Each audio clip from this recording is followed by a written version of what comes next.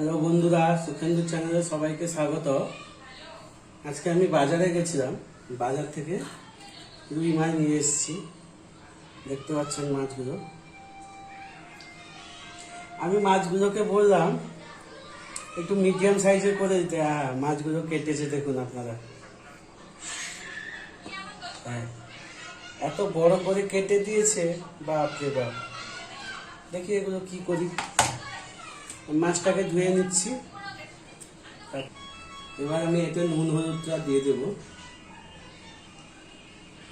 প্রয়োজন মতো দেবেন আপনারা নুন হলুদটা। এই মাছগুলোও আছে, এত মাছ কি করবো ভাবছি, ফ্রিজে রেখে দেবো, পরে হবে। তো মাছগুলো আমার নুন হলুদ দেওয়া হয়ে গেছে। দেখতে পাচ্ছেন মাছের পিসগুলো। এই পিসটা এত বড় করে দিয়েছে, বাপরে।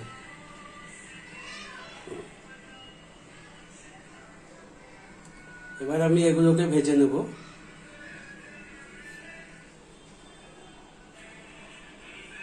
গ্যাসটা জ্বালিয়ে দিয়েছি, তেলটা আমার গরম হয়ে গেছে। এবার আমি মাছটা দিয়ে দেবো।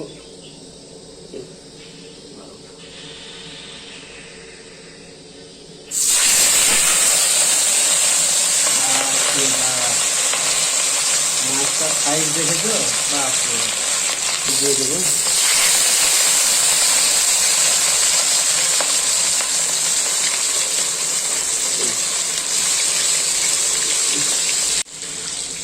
মাছটা কড়াইয়ের মধ্যে দিয়ে দিয়েছি। এবার একটু হালকা করে এটাকে ভেজে দেব।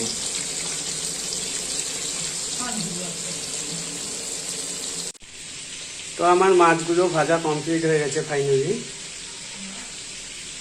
এবার আমি আজকে বানাবো পুরো বাঙালি স্টাইলে কাশ্মীরি ঝোল রুই মাছ দিয়ে। চলো দেখতে থাকো। এরপর আমি আলুটাকে একটু ভেজে নিই। আলুগুলো আমার ভাজা হয়ে গেছে। এবার আমি উঠিয়ে নেব। কড়াইয়ের মধ্যে আমি পেঁয়াজটা দিয়ে দিয়েছি। এবার পেঁয়াজটা একটু ভেজে নেব।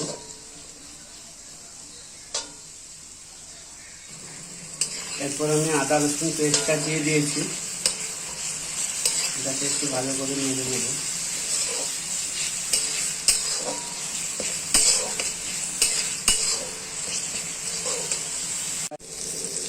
এরপর আমি এতে ভেজে রাখা আলুটা দিয়ে দেবো।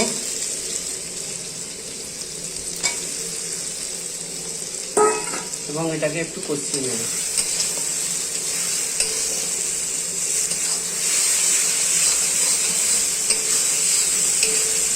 আমার কষানো হয়ে গেছে। এবার আমি জল দিয়ে দেবো।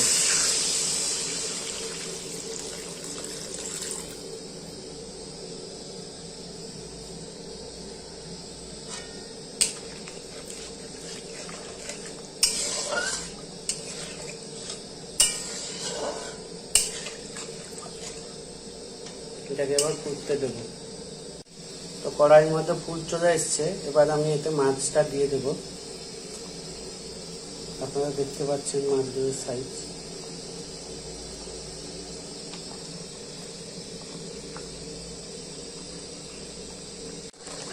তো ফাইনালি আমার কাশ্মীরি মাছের ঝোল রান্না কমপ্লিট হয়ে গেছে। এবার আমি এটাকে নামিয়ে নেব।